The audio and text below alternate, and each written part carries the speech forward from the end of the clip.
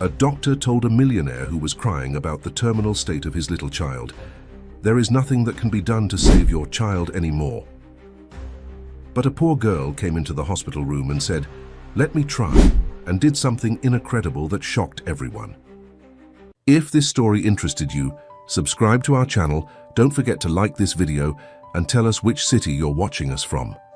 We'll keep going. The Boston skyline glittered with promise as Robert Blackwood stood at the floor-to-ceiling windows of his penthouse office. At 52, he had everything a man could want: CEO of Blackwood Pharmaceuticals, one of the largest biotech firms in the country, with a personal fortune estimated at over $4 billion. The Wall Street Journal had just named him Entrepreneur of the Year for the third time, and politicians on both sides of the aisle sought his endorsement and financial support. But as Robert stared at the city below, none of that mattered. His phone buzzed with yet another call from Dr. Harrison at Massachusetts General Hospital. He already knew what the doctor would say. He'd heard it from specialists at Johns Hopkins, Mayo Clinic, and even that experimental treatment center in Switzerland. "Always the same conclusion," Robert finally answered. "Tell me something different this time, doctor." The pause on the other end lasted too long. "Mr. Blackwood, I wish I could. We've run every test. The scans confirm what we feared. Ethan's condition is progressing faster than we anticipated." Robert closed his eyes. Ethan, his only son, 14 years old, a boy who just 8 months ago had been captain of his middle school basketball team, a straight A student with his father's ambition and his mother's kindness. "So, what do we do now?" Robert's voice was steady, betraying none of the storm raging inside him. "I'd like you to come in tomorrow. We need to discuss palliative options." Palliative. The word struck Robert like a physical blow. It meant they were giving up, that they expected him to give up. "No," he said firmly. "That's unacceptable. There must be something else. A clinical trial, a new therapy, something experimental. Mr. Blackwood, we've exhausted every... Double whatever you're spending on research. Triple it, I don't care what it costs." Dr. Harrison's voice softened. "Robert, this isn't about money. The Blackwood Neurological Foundation has already funded more research into PNDD than any other organization in the world. Progressive neural degenerative disorder is simply beyond our current medical understanding. Even with your generous funding, we're years away from..." "My son doesn't have years." Robert's composure finally cracked. "He doesn't even have months according to your last prognosis." The silence that followed confirmed what Robert already knew. The best doctors, the most advanced medical technology, unlimited resources, none of it was enough to save his son. "I'll see you tomorrow at 10, Robert finally said, ending the call before the doctor could respond. His executive assistant, Megan Porter, appeared at the door with her usual impeccable timing. In 15 years, she had become as much a friend as an employee. "The board is waiting in the conference room," she said gently. "Should I tell them you need to reschedule?" Robert straightened his tie and shook his head. "No, the takeover of Meridian Biotech won't wait. Besides," he added with a bitter smile, "what else would I do? Sit by Ethan's bed and watch him fade away?" Megan stepped closer. "You could go home to him, be there, talk to him." "The doctors say he can't hear me anymore." With all due respect to the doctors, they don't know everything. Robert almost smiled at that. It was what he'd been telling himself for months now. The doctors don't know everything. There must be a solution they haven't found yet, a treatment they haven't tried. "The board can wait 15 minutes, he decided. "I need to make a call." When Megan left, Robert dialed a number he rarely used. After 3 rings, a woman's voice answered. "Robert, is something wrong?" Diana Blackwood, his ex-wife, sounded concerned. Despite their divorce 5 years ago, Ethan had kept them connected. Now their son's illness had forged a truce between them. "I just spoke with Harrison. No change in the prognosis." Diana's sharp intake of breath was the only indication of her distress. She had always been skilled at containing her emotions. It was one of the things that had initially attracted Robert to her and later driven them apart. "I'm at the hospital now," she said.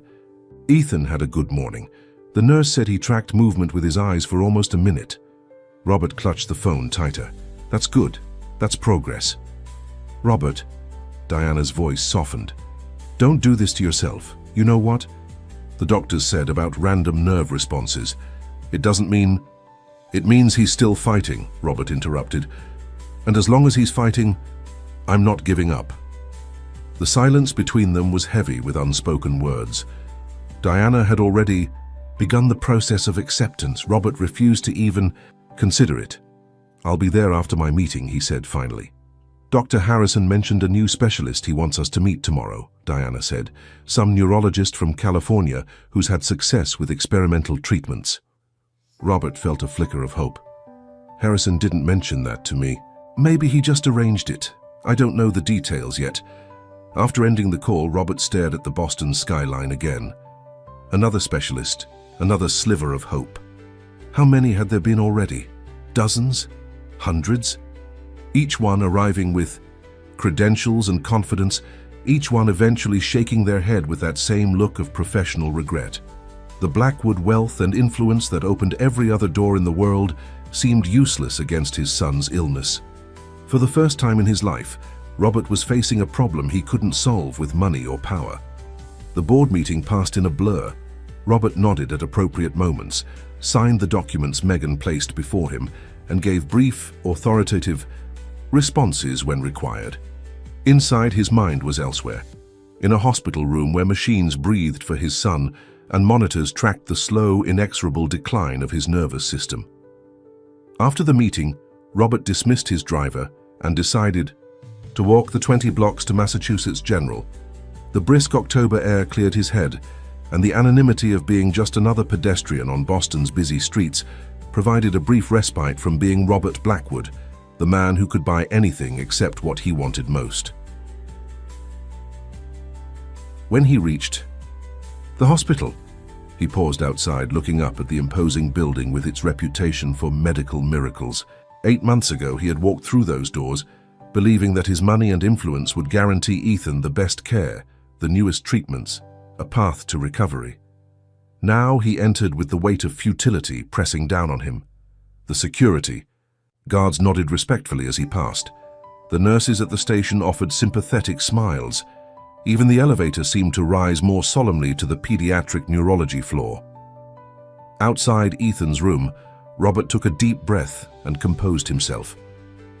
No matter how hopeless he felt, he would not bring that energy into his son's presence. He forced a smile and pushed open the door. Diana sat beside the bed reading aloud from The Hobbit, Ethan's favorite book. Their son lay motionless, his once athletic frame now thin and still. Tubes and wires connected him to machines that sustained his life and monitored his declining functions. "Hey, champion," Robert said cheerfully, crossing to the bed and gently touching Ethan's hand. "Dad's here." Diana marked her place in the book and stood. "I'll get some coffee and give you two some time."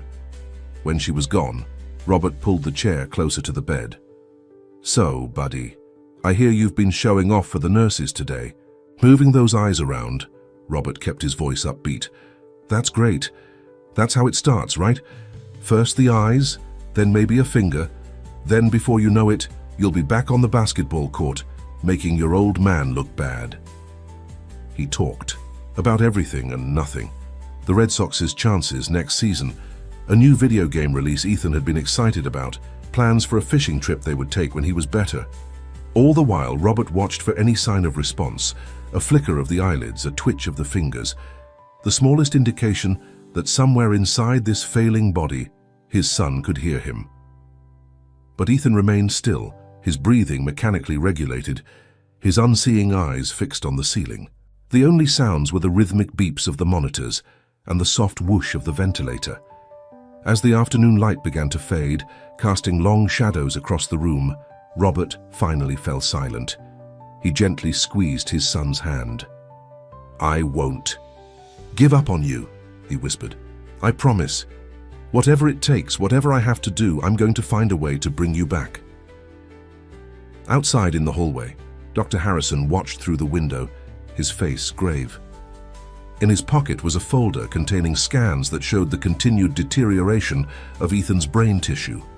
Tomorrow, He would have to tell Robert Blackwood that even palliative care might soon be insufficient, that the time had come to consider the unthinkable. But tonight he would let a father have one more evening of hope. The next morning arrived with a bitter wind sweeping across Boston Harbor. Robert sat alone in Dr. Harrison's office, the words still echoing in his mind. Terminal. Phasing cognitive functions virtually non-existent, perhaps weeks, not months. The so-called specialist from California had offered nothing new, just another solemn face with expensive credentials and empty promises.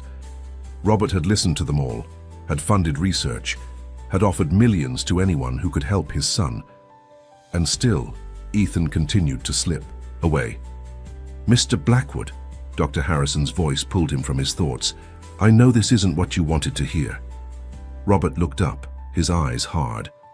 "What I wanted to hear was that you'd found a treatment, that there was some experimental procedure, some breakthrough drug.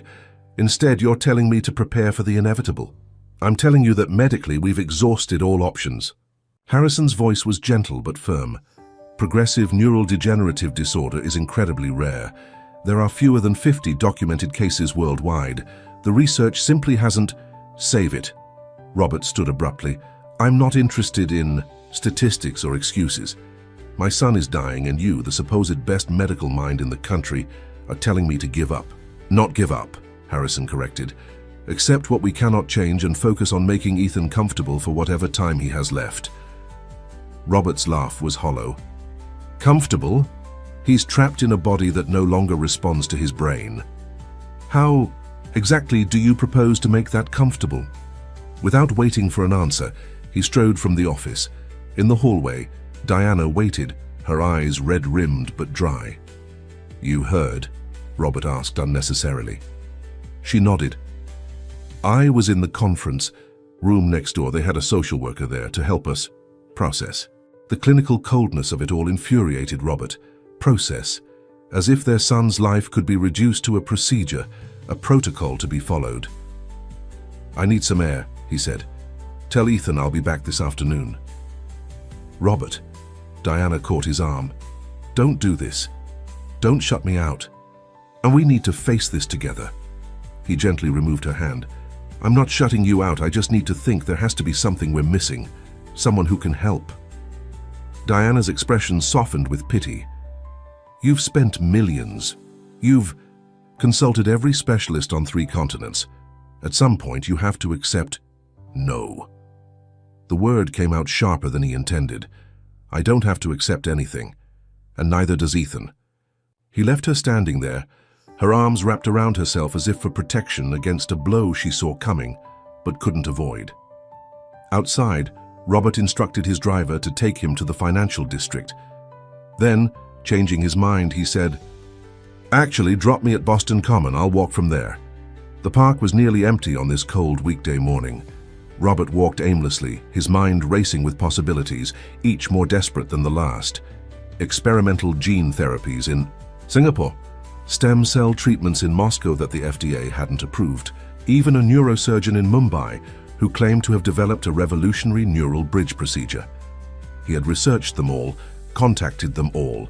Most had responded eagerly to the possibility of Blackwood funding.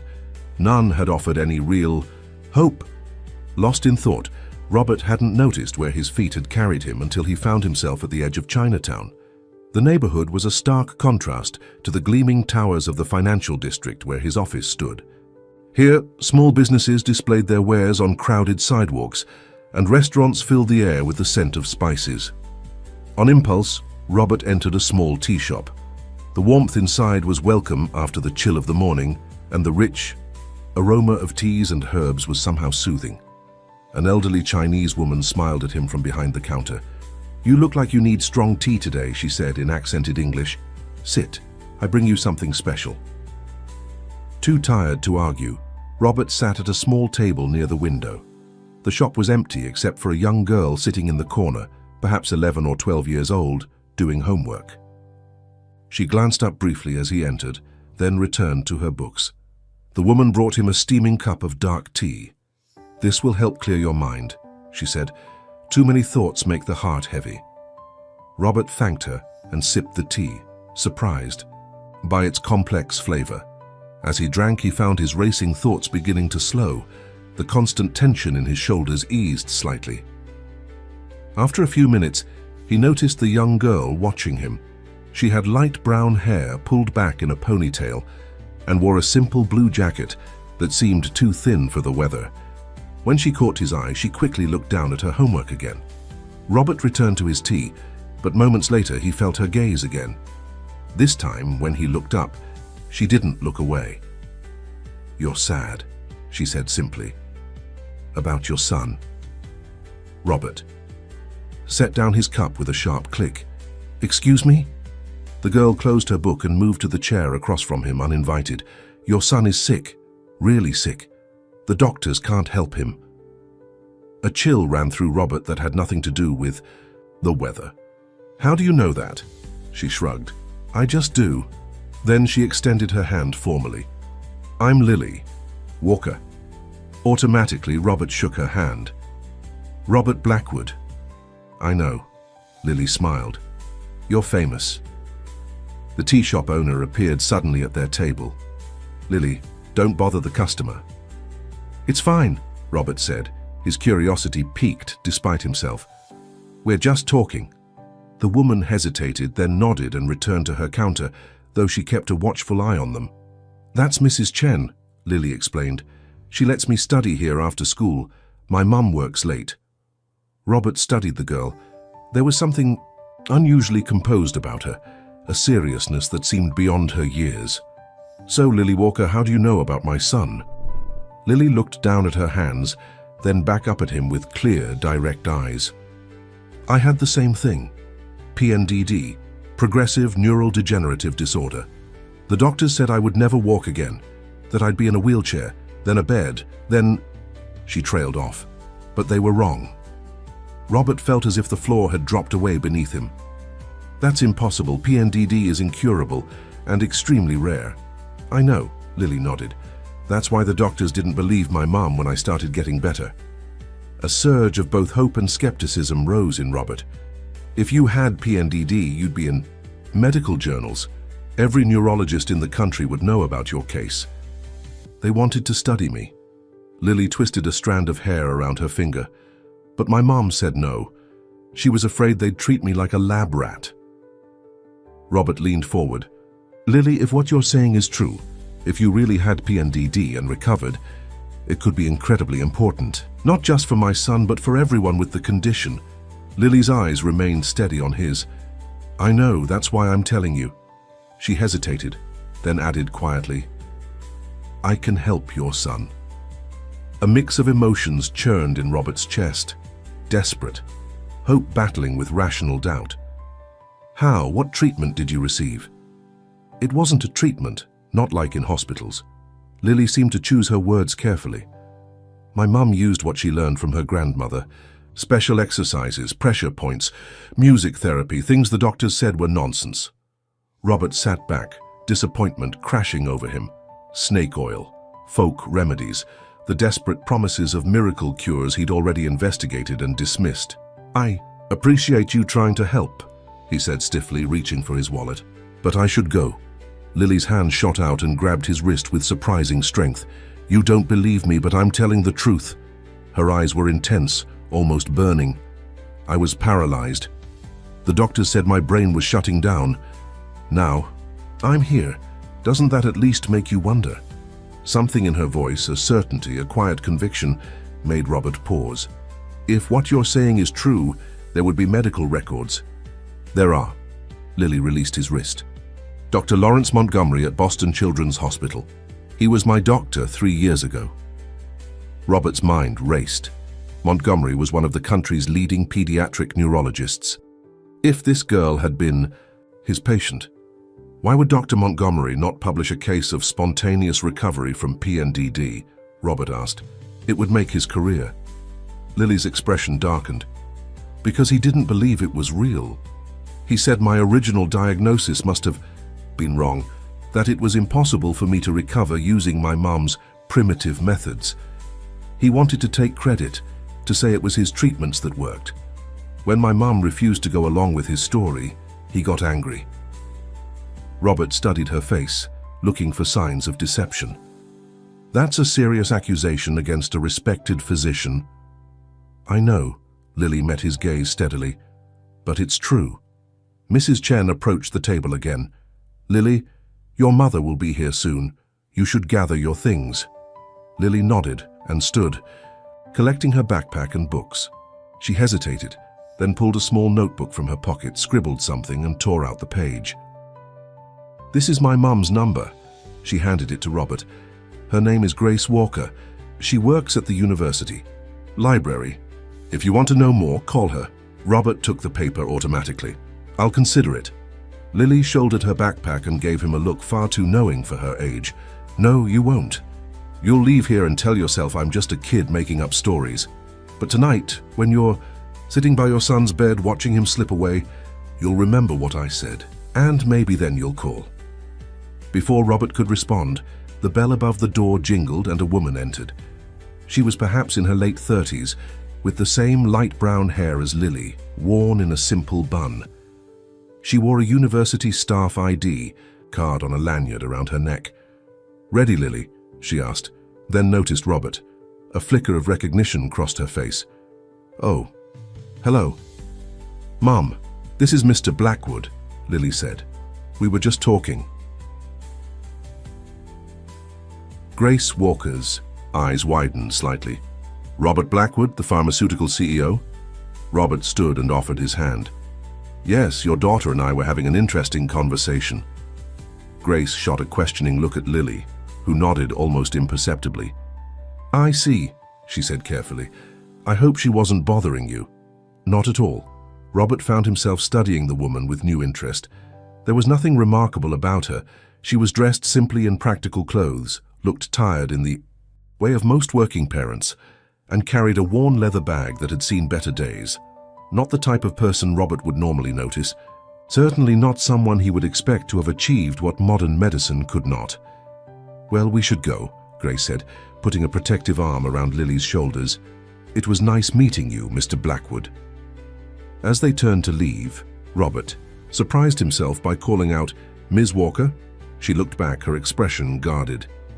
"If I wanted to continue this conversation," he said, holding up the paper with her number, "would you be available?"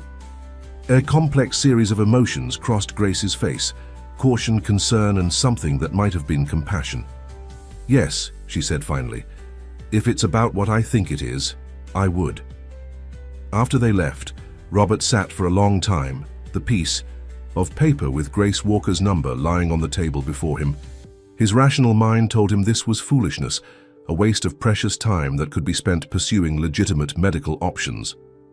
But the image of Lily Walker, healthy, vibrant, alive, kept returning to him.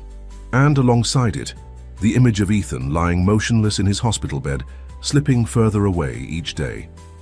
When Robert finally left the tea shop, the paper was folded carefully in his pocket.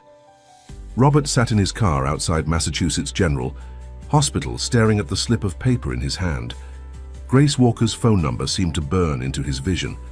He had spent the afternoon in meetings, going through the motions while his mind replayed his conversation with Lily over and over again. Could it be true?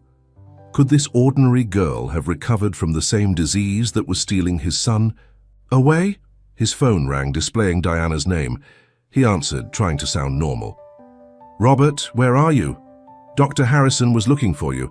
He wanted to discuss the transition to hospice care."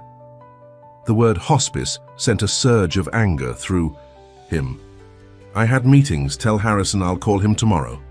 "Robert," Diana's voice softened, "I know this is hard, but we need to be realistic. Ethan deserves to be comfortable, to have dignity in his final..." "Stop!" Robert's grip tightened on the steering wheel. "I'm not discussing this now. I'll be there in 20 minutes. He ended the call and stared again at the phone number. What did he have to lose? The best medical minds had already given up. What harm could there be in one more conversation, one more possibility, no matter how unlikely? Before he could reconsider, he dialed the number. "Hello?" A woman's voice answered after 3 rings. "Ms. Walker, this is Robert Blackwood. We met briefly at the tea shop today." There was a pause. Yes, Mr. Blackwood.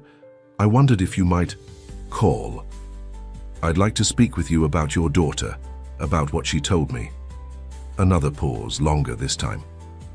I understand. When would you like to meet? As soon as possible. Tonight, if you're available. Tonight? She sounded surprised. Yes, I suppose I could. Lily has a study group until 8:30. I could meet you after I pick her up. Thank you. Would you prefer my office downtown or... No, she interrupted quickly. Somewhere public. There's a coffee shop called Riverside Cafe near the Charles. Do you know it? I'll find it. 9 o'clock? 9 is fine, Mr. Blackwood. She hesitated. I want to be clear. I'm not promising anything. I don't want to give you false hope. I understand, Robert said, though hope was already blooming in his chest like a dangerous flower. I just want to hear what you have to say. After ending the call, Robert drove to the hospital. The familiar weight settled on him as he walked through the sterile hallways to Ethan's room.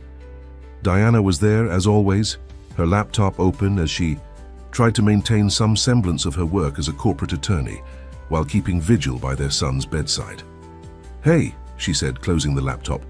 Dr. Harrison left some materials about palliative care options. Robert ignored the folder on the side table. Any change today? Diana shook her head. The nurses said his vital signs are stable, but the latest EEG shows decreased brain activity. Robert sat beside the bed and took Ethan's limp hand in his. The boy's fingers were cool and unresponsive.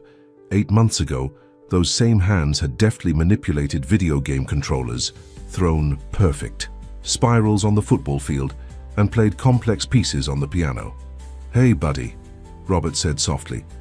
Dad's here. Diana watched him with a mixture of love and concern. Robert, we need to talk about what happens next. The doctors are recommending. I met someone today, Robert interrupted, a girl who claims she recovered from PNDD. Diana's expression shifted from surprise to cautious skepticism. That's impossible. The neurological damage is irreversible. That's what I thought. But this girl, Lily Walker, she was convincing, and she named her doctor, Lawrence Montgomery, at Boston Children's. Dr. Montgomery, Diana frowned. He's one of the leading researchers in pediatric neurology. If he had a patient recover from PNDD, it would be a medical breakthrough. Unless he didn't want it to be known, Robert said. According to Lily, he discredited her recovery because it didn't fit his medical paradigm.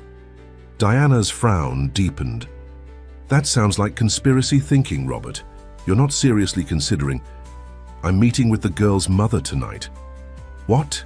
Diana stood up. Robert, this sounds like someone trying to take advantage of our situation. Do you know how many charlatans and con artists target desperate parents of terminally ill children? Of course I do, Robert snapped. I've had my security team investigate dozens of so-called miracle healers and alternative treatments. But this is different. This girl, there was something genuine about her. You're a businessman, not a medical expert, Diana said gently, and you're a father desperate to save his son. That makes you vulnerable. Robert looked at Ethan still. What's the alternative, Diana? Accept that our son is going to die, start making funeral arrangements? Diana flinched at his words. That's not fair. None of this is fair. Robert stood and paced the small room. I'm going to meet with this woman tonight. If there's even a 1% chance she knows something that could help Ethan, I have to try. Diana was silent for a long moment. Then, her voice steady, she said, I'm coming with you. Robert looked at her in surprise. If you're determined to do this, she continued, I want to be there to hear what she has to say. And, she added with a ghost of a smile, to make sure you don't write her a check for $1 million without due diligence. For the first time in days, Robert felt a genuine smile touch his lips. Fair enough. At 8:45, they left Ethan in the care of his private nurses and drove to the Riverside Cafe. The small establishment was nearly empty this late on a weeknight. They chose a table near the back where they could see the door. At precisely 9 o'clock, Grace Walker entered. She spotted them immediately and approached, her expression guarded. She wore the same practical clothes from earlier, with the addition of a worn wool coat against the evening chill. "Ms. Walker," Robert stood and extended his hand. "Thank you for coming. This is Diana Blackwood, Ethan's mother." Grace shook their hands. "Please call me Grace." She sat across from them, declining. Robert's offered to get her coffee. "I should be direct. Lily told me about your conversation about Ethan. Your daughter claims she recovered from PNDD," Diana said, her professional attorney's demeanor in full effect. "A condition that medical science considers incurable and invariably fatal." Grace nodded. "I understand your skepticism. I would feel the same in your position." "Do you have medical records, documentation of the diagnosis?" Robert asked. "Yes." Grace reached into her bag and withdrew a thick folder. "These are copies of Lily's complete medical file from Boston Children's Hospital. The original diagnosis, treatment history, and subsequent examinations." She slid the folder across the table.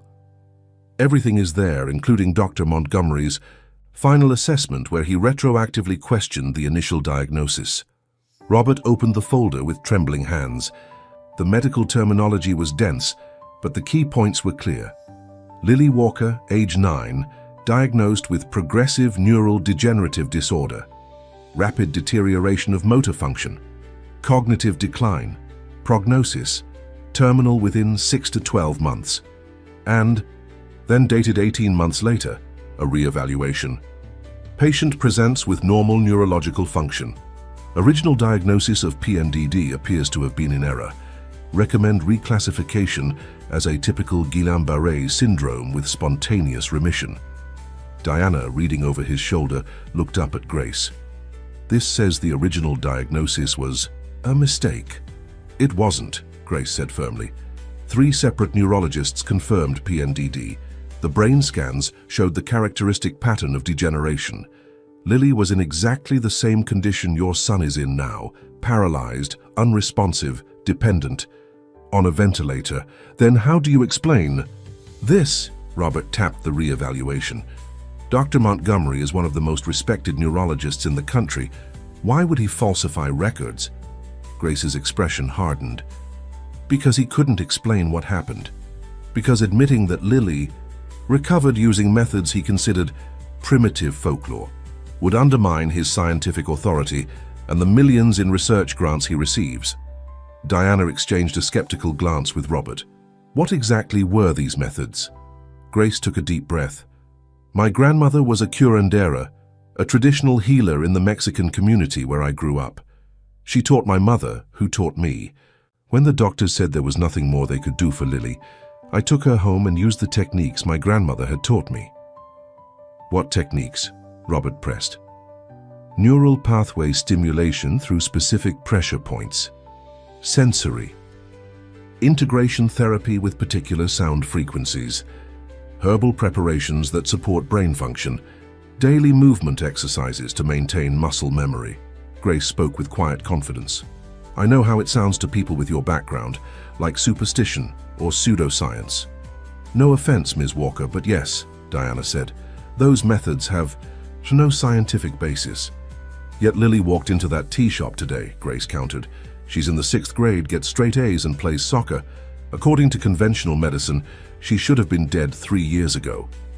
Robert stared at the medical files, his mind racing. "If what you're saying is true, why not go public? This could help countless people." Grace's expression turned, bitter. "I tried. I contacted medical journals, research hospitals, even the media. No one believed me. Dr. Montgomery threatened to have me investigated for medical neglect if I persisted with my delusions. He suggested Lily's recovery was due to his experimental treatments, which I had discontinued against medical advice. But surely other doctors would want to investigate," Diana insisted. "If Lily truly recovered from PNDD..." "The medical establishment protects its own," Grace interrupted. "And a single mother who works at a university library doesn't have the resources or influence to fight them." She looked directly at Robert. "But you do." Robert felt a chill run down his spine. "What exactly are you suggesting?" "I'm not asking for money, if that's what you're thinking," Grace said quickly. "I want to help your son, and in return I want the truth about Lily's recovery to be acknowledged. I want Dr. Montgomery held accountable for discrediting a legitimate recovery because it didn't fit his medical paradigm. Diana's expression remained skeptical. So you want to use our son as a way to settle a score with Dr. Montgomery? No, Grace said firmly. I want to help your son because no child should suffer if there's a way to prevent it. And I want the truth about alternative healing methods to be recognized so other children can be helped too. Robert studied Grace's face, looking for signs of deception or hidden motives. He saw only conviction and a quiet strength.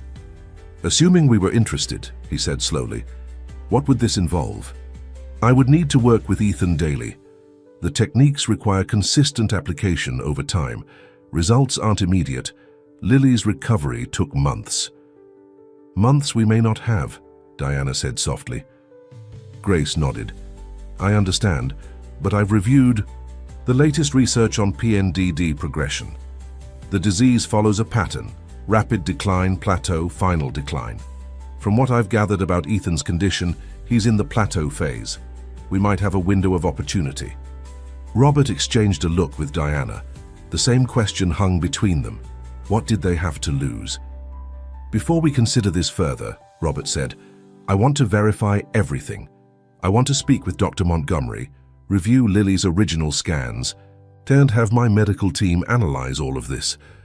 Of course, Grace agreed. I expected nothing less. And I want to meet Lily again, Robert added, to speak with her more thoroughly about her experience. She's eager to help, Grace said. She's the one who insisted I take your call tonight.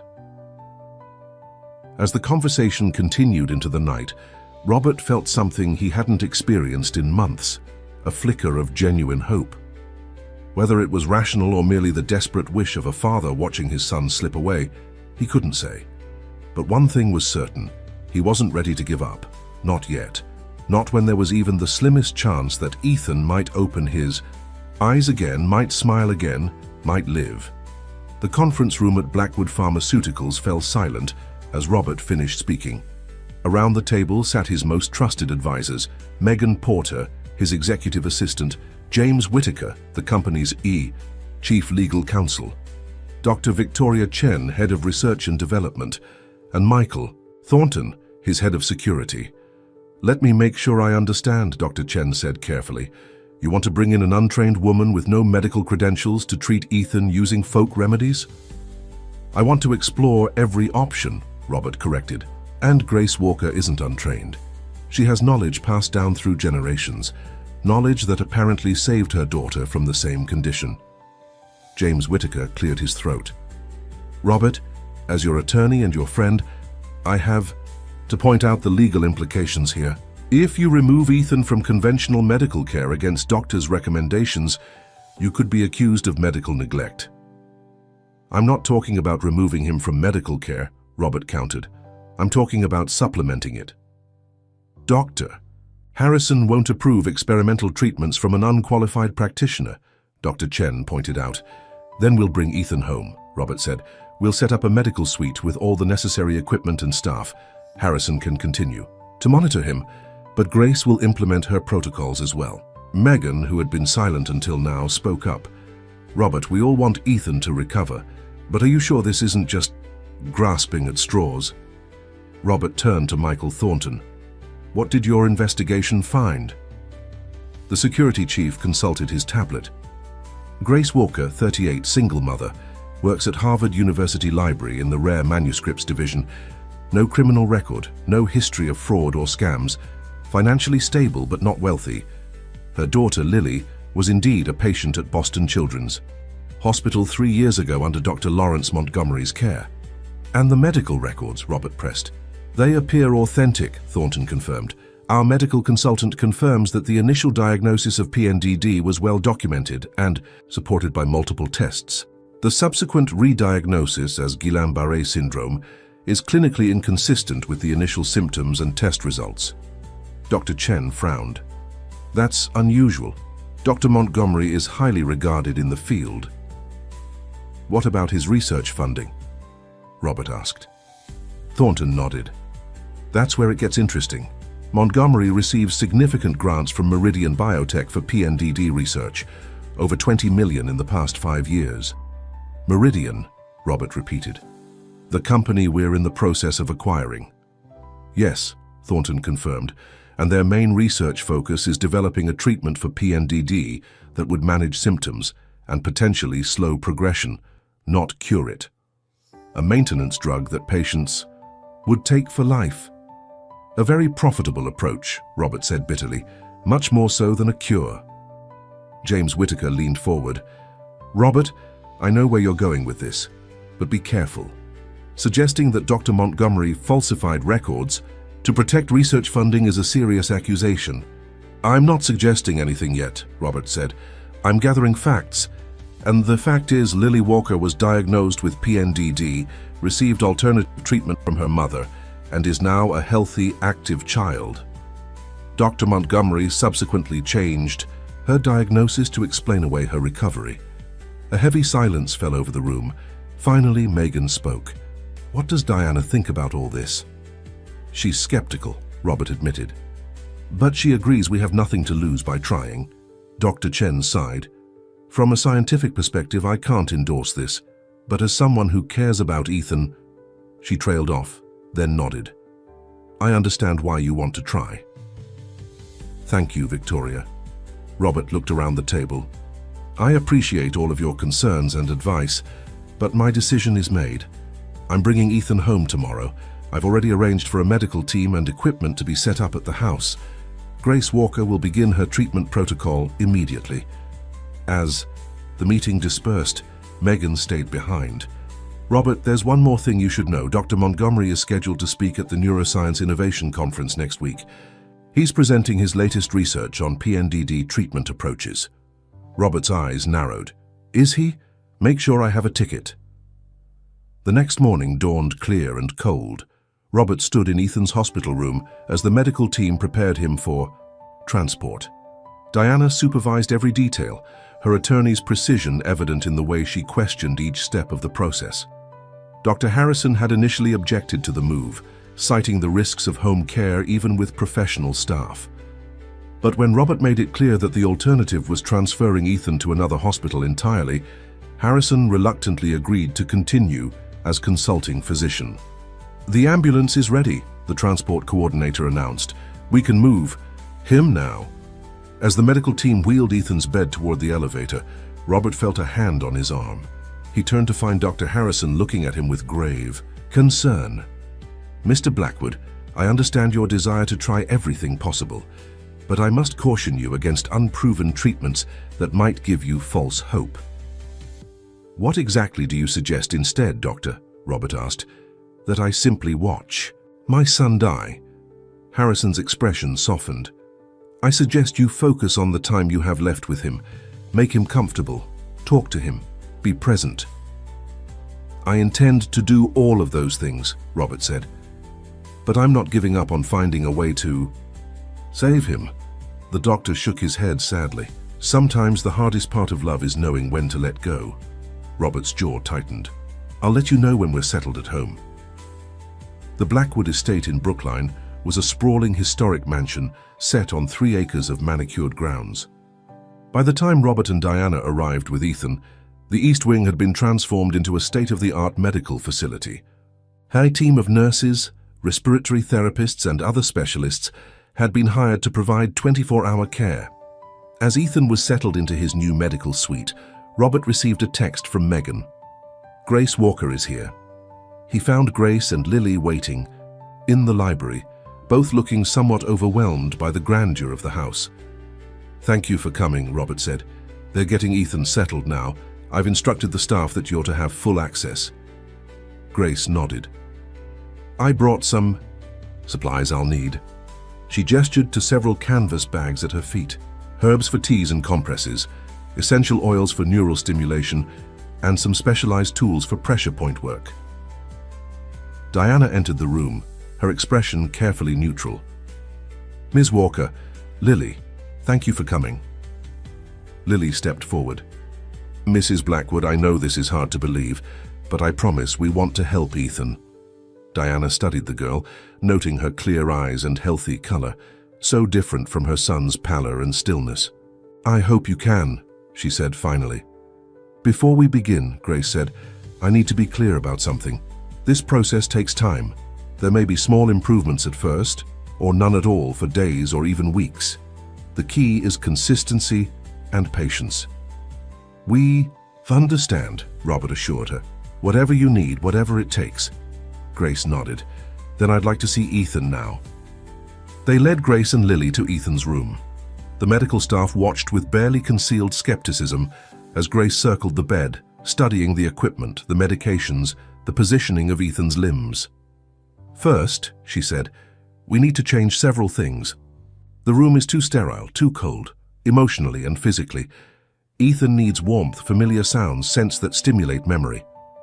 What do you suggest? Diana asked. Music he loves, photos of family and friends, his favorite clothes instead of hospital gowns, objects that have meaning to him. Grace looked at the machines surrounding the bed, and we need to minimize the medical equipment as much as safely possible. Each machine creates an energy field that can interfere with his body's natural healing process. The head nurse frowned. We can't compromise his medical care. I'm not asking you to, Grace said firmly. But does he need 3 different monitors? Doing essentially the same thing. Does the ventilator need to be so close to his head? Can we rearrange things to create more space, more openness around him? Robert nodded. Make whatever adjustments are safe. For the next hour, Grace directed a transformation of the room.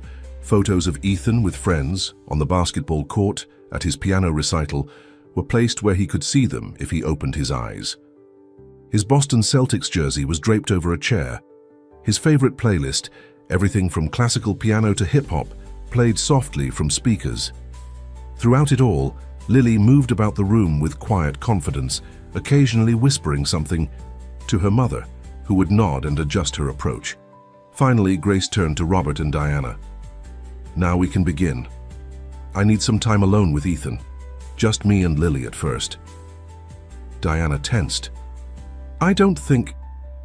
It's okay, Lily interrupted, gently. My mum needs to establish a connection with Ethan. Too many people, too many emotions in the room can make it harder. Robert placed a hand on Diana's shoulder. We'll be right outside. The nurses will monitor everything from their station. Reluctantly, Diana nodded.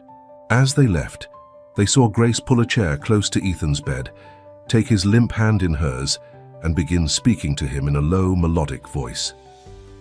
In the hallway, Diana turned to Robert. This feels wrong. Leaving our son with strangers practicing. Some kind of ritual.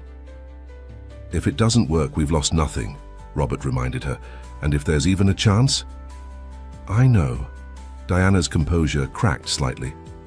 I just can't bear to hope again, only to have it crushed. Robert pulled her into a rare embrace. For a moment, they were not estranged ex-spouses, but simply parents united in their love for their child and their fear of losing him. An hour passed before Grace emerged from Ethan's room. Her face was serene, but showed signs of fatigue. I've done the initial work, she said.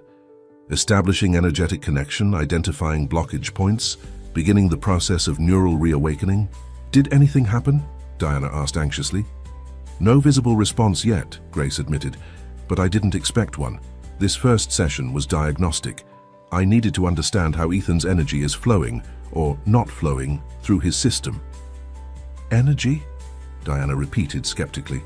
Neural impulses, if you prefer, Grace said without defensiveness. The pathways that should be carrying messages from his brain to his body and back again. Robert stepped forward. What's next?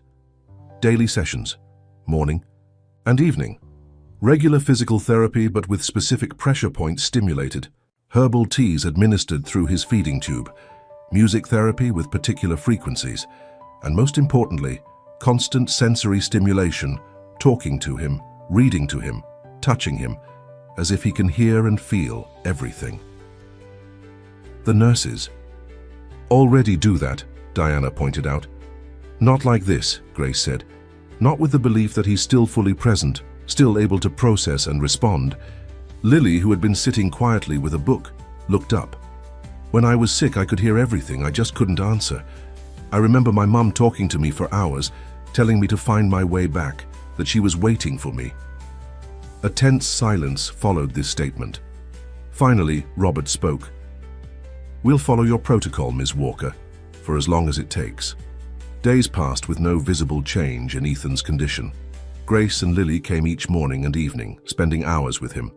They applied herbal compresses to specific points on his body, played particular musical sequences, moved his limbs in precise patterns while speaking to him constantly. The medical staff remained skeptical but professional. Dr. Harrison visited every other day, examining Ethan and reviewing his charts with barely concealed disapproval of the alternative treatments being administered alongside conventional care. On the 7th day, Robert sat alone with Ethan during the afternoon lull between Grace's sessions. He held his son's hand, telling him about a new video game release, about the Celtics' latest win, about nothing and everything. "I know you're in there, buddy," he said softly. "Grace says you can hear me, that you're trying to find your way back.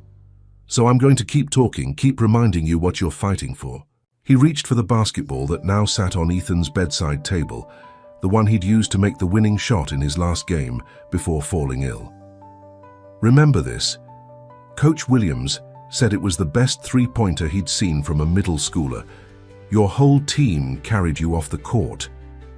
As he placed the ball back beside the bed, he froze. Ethan's index finger had twitched. It was tiny, almost imperceptible, but Robert had been holding that hand for months.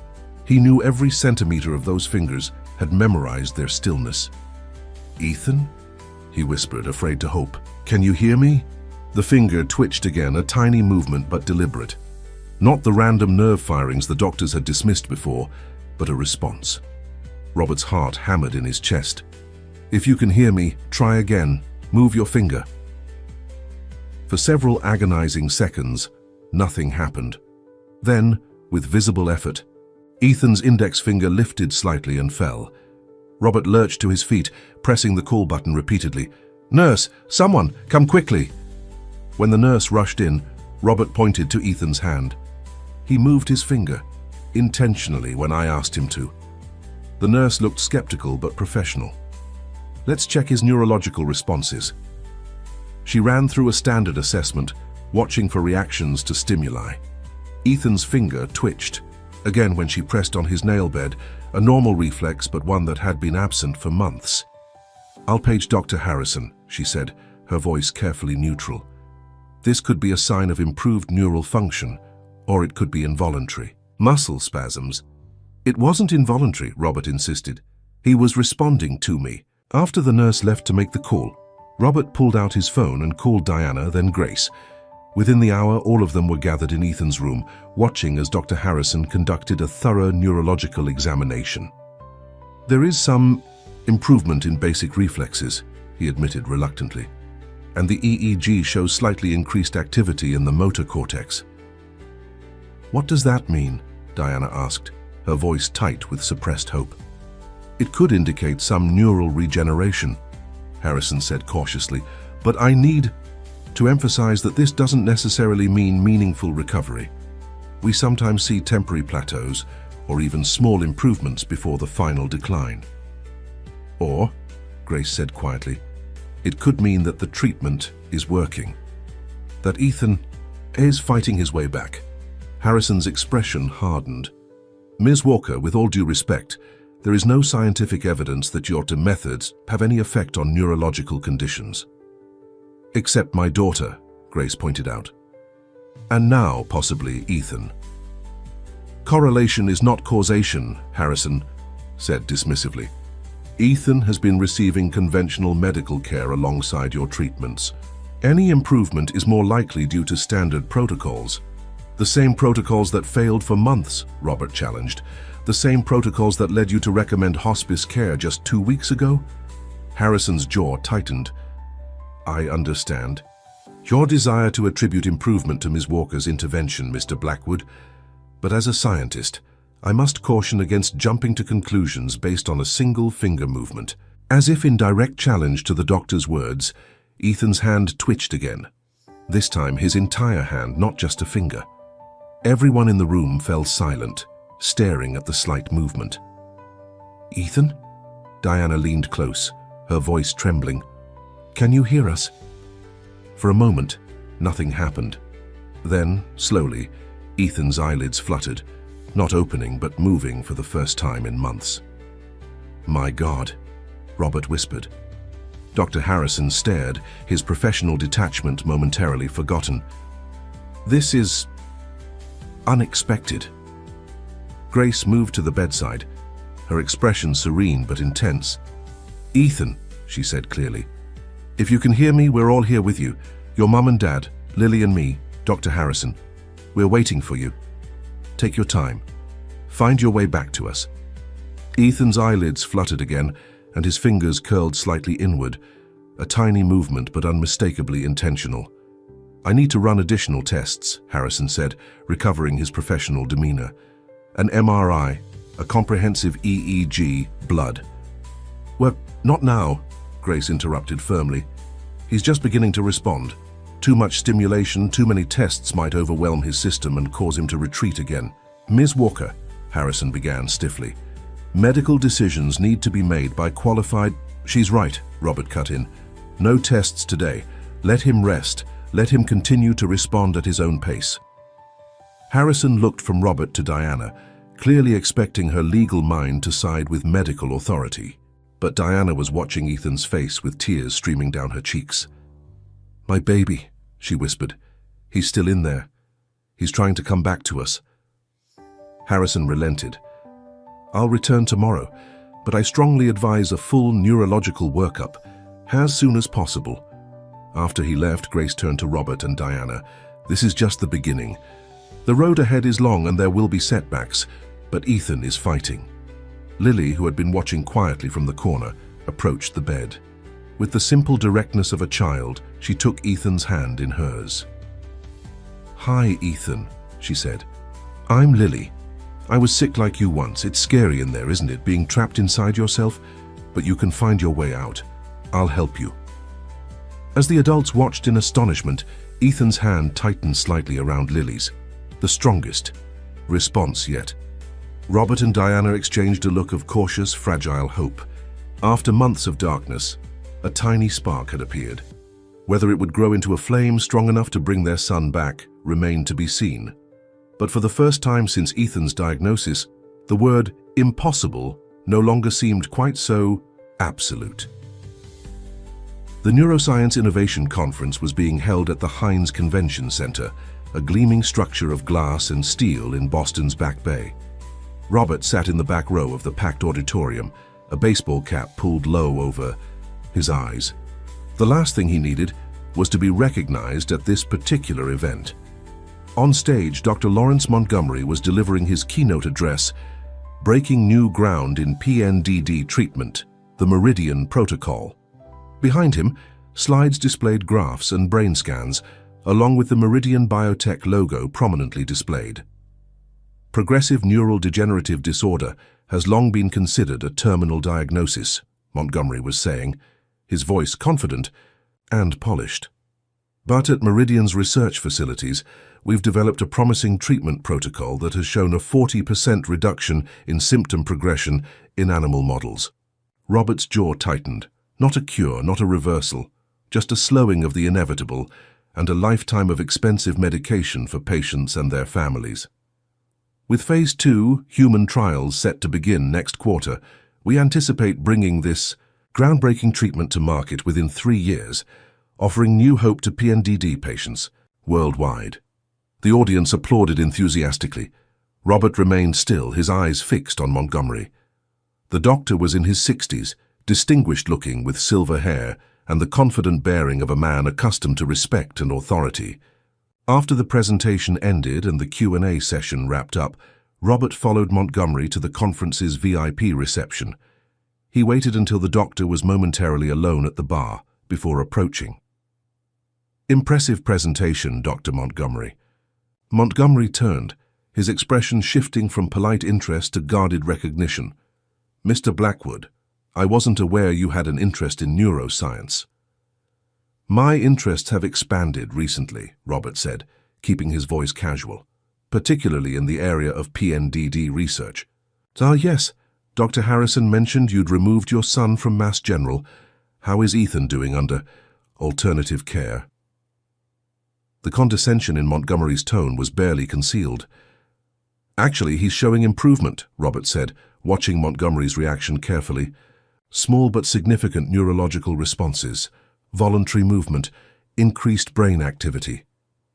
Montgomery's expression didn't change, but his hand tightened slightly around his drink. Temporary fluctuations are not uncommon, even in terminal cases. False hope can be more cruel than acceptance, Mr. Blackwood. Interesting you should mention false hope, Robert said, lowering his voice. I recently met a former patient of yours, Lily Walker. The change was subtle but unmistakable. A flicker of tension around Montgomery's eyes, a slight stiffening of his posture. I treat hundreds of patients, Mr. Blackwood. The name doesn't ring a bell. That's odd, Robert said. She was a rather remarkable case, diagnosed with PNDD, then made a complete recovery. You later changed her diagnosis to Guillain-Barré syndrome. Montgomery took a slow sip of his drink.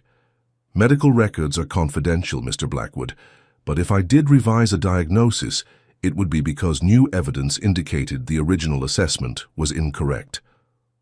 Or because a spontaneous recovery from PNDD would undermine your research funding from Meridian Biotech, Robert suggested.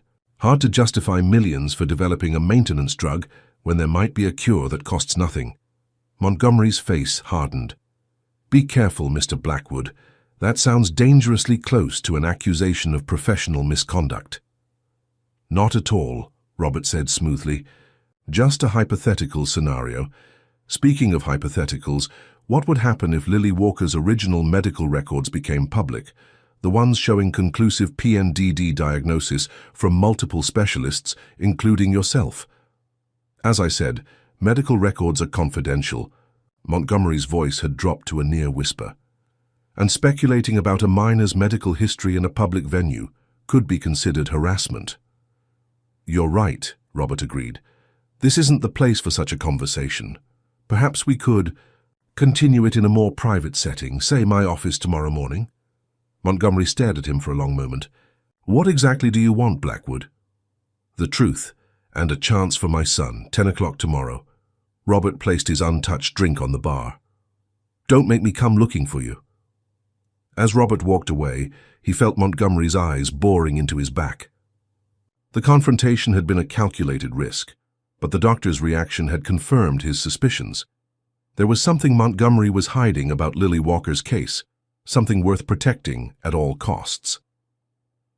Back at the Blackwood estate, Grace was concluding her evening session with Ethan. Over the past week, his responses had grown stronger and more consistent. He could now move his fingers on command, and occasionally his eyes would open, though they still seemed unfocused. Diana sat nearby, watching every movement with cautious hope. She had taken a leave of absence from her law firm to be present for Ethan's treatment. He did well tonight, Grace said, packing up her supplies. The energy flow to his extremities is stronger. Tomorrow we'll focus more on vocal pathway stimulation. Do you think he'll be able to speak again? Diana asked. Yes, Grace said simply. Not immediately, but soon. The pathways are re-establishing themselves. Diana nodded, still not entirely comfortable with Grace's terminology, but increasingly unable to deny the results. Robert should be back soon. He went to hear Dr. Montgomery speak. Grace's hands stilled. Did he tell Montgomery about Ethan's improvement? I believe that was his intention, Diana confirmed. He wants answers about Lily's case. Montgomery won't give them easily, Grace warned. He has too much at stake. Before Diana could respond, a nurse appeared at the door. Mrs. Blackwood, Ethan's showing increased brain activity. He might be trying to wake. Up. Both women hurried to Ethan's bedside. The boy's eyelids were fluttering more actively than before, and his fingers were moving against the sheet. Ethan, Diana took his hand. Can you hear me, sweetheart? For a moment there was no response. Then, with visible effort, Ethan's eyes opened. This time they weren't vacant. There was a flicker of awareness, of recognition. Oh my God, Diana breathed. He sees me. He knows me. Grace moved to the other side of the bed. Ethan, if you can understand me, try to squeeze your mom's hand. Seconds passed, and then Diana gasped as Ethan's fingers tightened weakly around hers.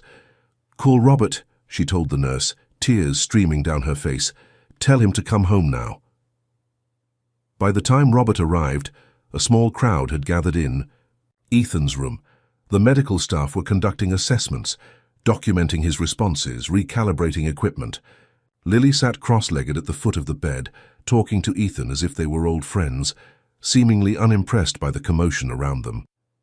"What happened?" Robert asked, finding Diana in the hallway. "He's awake, Robert." Diana's voice broke. "Really awake. He recognizes us. He can follow simple commands. The doctor says his vital signs are stronger than they've been in months." Robert felt his knees weaken. "Can he speak?" "Not yet. He's still on the ventilator, but he communicated by blinking, once for yes, twice for no." Diana gripped his arm. "He knows who we are, Robert. He's still in there." Robert pulled Diana into an embrace, both of them shaking with emotion. After a moment, he stepped back and wiped his eyes. "I need to see him." In Ethan's room, the medical staff parted to let Robert approach the bed. His son's eyes were open, moving slowly, but deliberately to track his approach. "Hey, buddy," Robert said, his voice thick. "You gave us quite a scare." Ethan's lips moved slightly around the ventilator tube, and his hand lifted a few centimeters off the bed, reaching for his father. Robert took his son's hand, amazed at the intentional grip that met his. "You're doing great, Ethan. Just keep fighting. We're all here for you." The neurologist on duty, Dr. Patel, approached with a tablet displaying fresh scan results. "Mr. Blackwood, these are remarkable. We're seeing increased activity across multiple brain regions. Areas we thought were permanently damaged are showing signs of neural regeneration." "How is that possible?" Robert asked. Dr. Patel shook her head. "Honestly, I don't know. This defies conventional understanding of PNDD progression. I'd like to conduct more comprehensive testing tomorrow, with your permission." "Of course," Robert agreed. "Whatever you need." As the medical team continued their work, Robert found Grace standing quietly in the corner of the room. "This is because of you," he said softly. "Whatever you're doing, it's working." Grace shook her head. "It's not me, it's Ethan. I'm just helping him remember how to find his way back." "Dr. Montgomery was very uncomfortable when I mentioned Lily," Robert told her. "He's coming to my office tomorrow. I want you there." Grace's expression tightened. "Are you sure that's wise? He has a lot of influence in the medical community." "So do I," Robert said firmly. "And it's time for the truth to come out. About Lily, about Ethan, about treatments that the medical establishment has dismissed or suppressed." The next morning, Robert arrived at his downtown office early. He had barely slept, torn between elation over Ethan's improvement and anticipation of the confrontation to come. Megan met him in the lobby. "Dr. Montgomery is already here. So is Ms. Walker. I put them in separate conference rooms, as you requested." "Thank you. Any word from the hospital?" Diana called. "Ethan had a good night.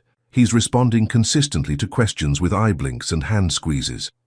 Robert nodded, feeling a surge of gratitude so powerful it was almost painful. After months of watching his son slip away, each small sign of returning consciousness felt like a miracle.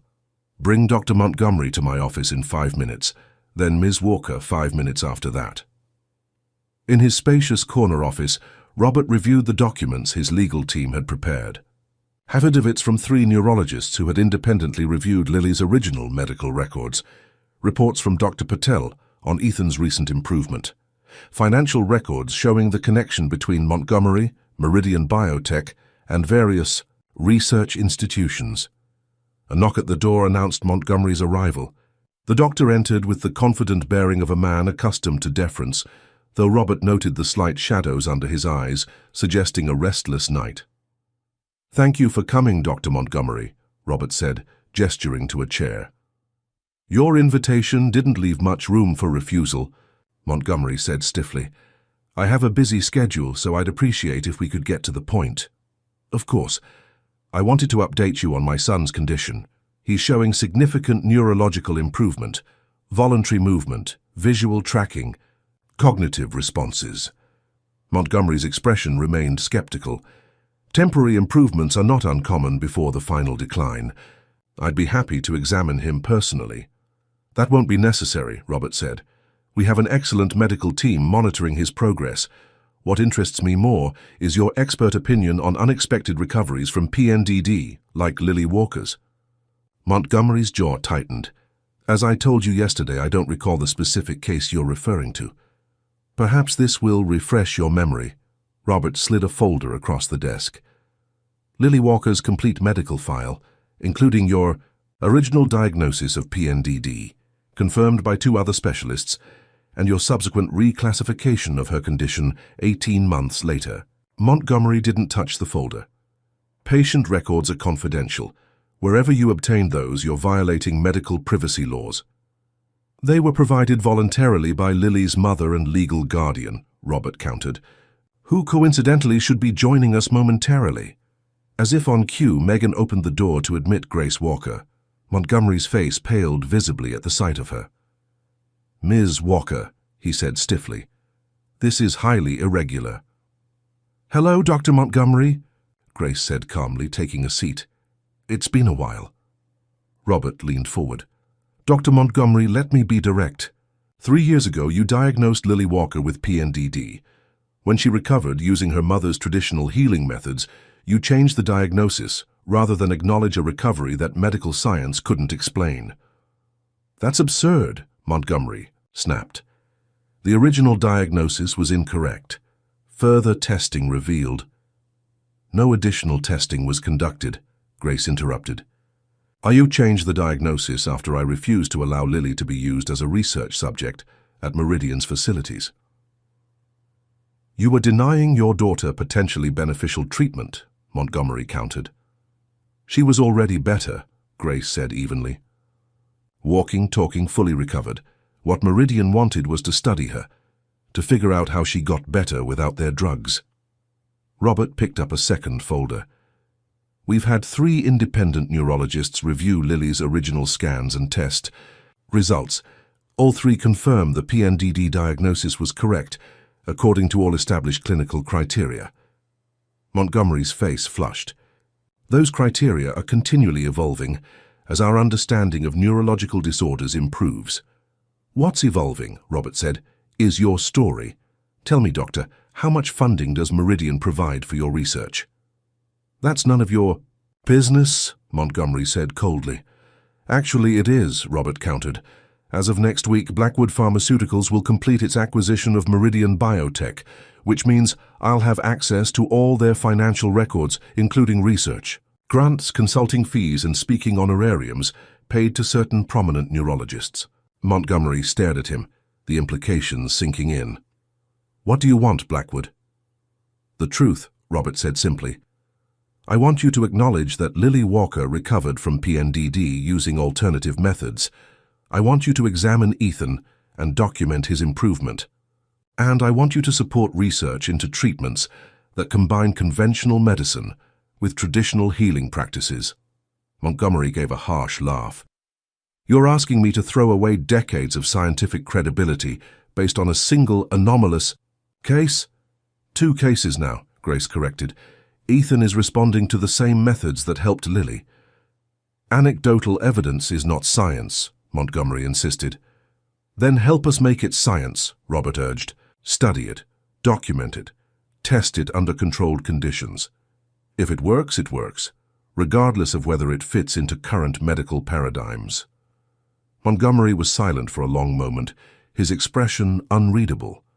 Finally, he said, And if I refuse, Robert's voice hardened, then tomorrow morning I'll hold a press conference. I'll present Lily's case, Ethan's improvement, and evidence suggesting that a prominent neurologist suppressed a potential cure for PNDD to protect research funding. I'll announce that Blackwood Pharmaceuticals is establishing a new research initiative focused on alternative treatments, and that we're inviting patients with PNDD to participate, free of charge. You wouldn't, Montgomery said, but his voice lacked conviction. I would, Robert assured him. Nothing matters more to me than my son, and if Ethan's improvement continues, I'll make damn sure other families have the same opportunity." The room fell silent. Grace watched Montgomery with steady eyes while Robert waited for the doctor's decision. Finally, Montgomery sighed.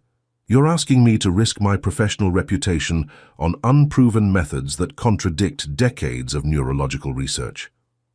"I'm asking you to keep an open mind," Robert corrected, "to consider that your understanding of PNDD might be incomplete, to help us explore treatments that could save lives, including my son's." Montgomery looked from Robert to Grace, then back again. "I'll need to examine both children, run my own tests, review all the data." "Of course," Robert agreed, "full scientific rigor. All we ask is that you approach it with genuine objectivity." Montgomery stood, straightening his jacket. "I'll come to your house tomorrow to examine Ethan. Have Lily there as well. I make no promises about my conclusions." "That's all we ask," Robert said, rising to shake the doctor's hand. "Thank you." After Montgomery left, Grace turned to Robert. "He'll try to discredit the results, find alternative explanations." "Let him try," Robert said confidently. "The truth has a way of making itself known, especially when Blackwood Pharmaceuticals is shining a spotlight on it." Back at the Blackwood estate, they found Diana in Ethan's room, reading to him while a respiratory therapist adjusted his ventilator settings. "We're going to try removing the breathing tube briefly," the therapist explained. "His latest tests show he might be able to breathe independently for short periods." Robert and Grace watched anxiously as the procedure began. The tube was carefully withdrawn, and for a terrifying moment, Ethan's chest remained still. Then, with visible effort, he drew a shallow breath on his own. "Good job, Ethan," the therapist encouraged. "Try another." Ethan's second breath came easier than the first, and the third easier still. His eyes found his parents', wide with a mixture of fear and determination. "You're doing great, buddy," Robert said, moving to his side. "Just keep breathing. Nice and steady." After 5 minutes of independent breathing, the therapist prepared to reinsert the tube. "That's enough for today. We'll try for longer tomorrow." But before she could proceed, Ethan made a raspy sound. Everyone in the room froze. "Did he just—" Diana whispered. Ethan's lips moved, and again came the raspy sound, this time unmistakably forming a word. "Dad." It was barely audible, more breath than voice, but it was clear enough. Robert felt tears spring to his eyes as Diana covered her mouth in shock. "I'm here, son," he said, grasping Ethan's hand. "I'm right here." Ethan's mouth worked again, each word a monumental effort. "Don't give up." "Never," Robert promised as the respiratory therapist gently reinserted the breathing tube. "We'll never give up on you." As Ethan's eyes drifted, closed with exhaustion, Robert turned to find Grace watching from the doorway, her expression serene. "This is just the beginning," she said softly. "The hardest part is over. He's found his way back." For the first time since Ethan's diagnosis, Robert allowed himself to believe that his son might truly recover, that the nightmare of the past months might actually end not in loss, but in triumph. And with that belief came a fierce determination that no other family should have to face this battle alone, that no other parent should be told to accept the unacceptable when alternatives existed. Tomorrow, Dr. Montgomery would examine Ethan, and regardless of his conclusions, Robert knew that a new chapter was beginning, not just for his family, but potentially for medicine itself. The morning sun streamed through the windows of Ethan's room as Dr. Montgomery conducted his examination. His movements were precise, methodical, his expression giving away nothing as he tested reflexes, checked pupillary responses, and reviewed the latest EEG readings. Robert, Diana, and Grace watched silently from the corner, while Lily sat cross-legged, on a window seat, apparently unconcerned by the proceedings. "Can you squeeze my hand, Ethan?" Montgomery asked, his tone professional but gentle. Ethan's fingers curled around the doctor's with visible effort but unmistakable intent. "Good. Now blink once for yes, twice for no. Do you know who I am?" 2 slow blinks. "I'm Dr. Montgomery. I'm a neurologist. Do you understand what that means?" 1 blink. I'm going to ask you to follow my finger with your eyes. Can you do that for me? One blink, followed by Ethan's eyes, tracking the doctor's finger as it moved slowly from left to right, up and down. Montgomery made notes on his tablet, his face still unreadable. I'm going to press on different points of your body. Try to indicate if you can feel the pressure. For the next 20 minutes, Montgomery continued his assessment, occasionally consulting with the staff neurologist, Dr. Patel. Finally, he straightened and turned to the waiting adults. I'd like to speak with Mr. and Mrs. Blackwood privately. Dr. Montgomery, Robert said firmly, anything you have to say can be said in front of Grace. She's been instrumental in Ethan's care. Montgomery's jaw tightened briefly, but he nodded. Very well. Based on my examination and review of Ethan's recent tests, I can confirm significant neurological improvement compared to his condition 4 weeks ago. His reflexes are returning, his cognitive responses are consistent with awareness, and the latest MRI shows reduced inflammation in key brain regions. And your conclusion, Robert pressed. Montgomery hesitated. It's unprecedented. PNDD is considered irreversible once it reaches advanced stages. The established medical literature contains no documented cases of functional recovery after complete paralysis and respiratory dependence. Except Lily, Grace said quietly. Yes. Montgomery turned to look at the girl by the window. Which brings me to my next point. I've reviewed Lily's original files again, including the initial diagnosis and subsequent tests. I must acknowledge that the evidence supports a correct initial diagnosis of PNDD. The admission seemed physically painful for him to make. Then, you agree she recovered from an incurable condition? Diana asked. I agree that she experienced a remission that cannot be explained by current medical understanding, Montgomery said carefully. Whether that remission can be attributed to Ms. Walker's methods remains scientifically unproven. Yet those same methods appear to be helping our son, Robert pointed out. Montgomery sighed. Mr. Blackwood, correlation is not causation. Ethan is receiving excellent conventional medical care alongside these alternative approaches. It's impossible to determine which factors are responsible for his improvement. Then why hasn't conventional care alone produced similar results? In other cases, Grace challenged. I don't have an answer for that, Montgomery admitted, which is why I believe further study is warranted. Robert exchanged a surprised glance with Diana. You're proposing research into alternative treatments? I'm proposing rigorous scientific investigation into unexplained recoveries, Montgomery corrected. If there's even a remote possibility that certain non-conventional approaches might benefit PNDD patients, we have an obligation to explore it, using proper methodology and controls.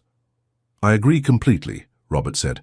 In fact, I've already instructed my legal team to establish a research foundation dedicated to exactly that purpose. Montgomery's eyebrows rose. I see. And I suppose you'll want my cooperation.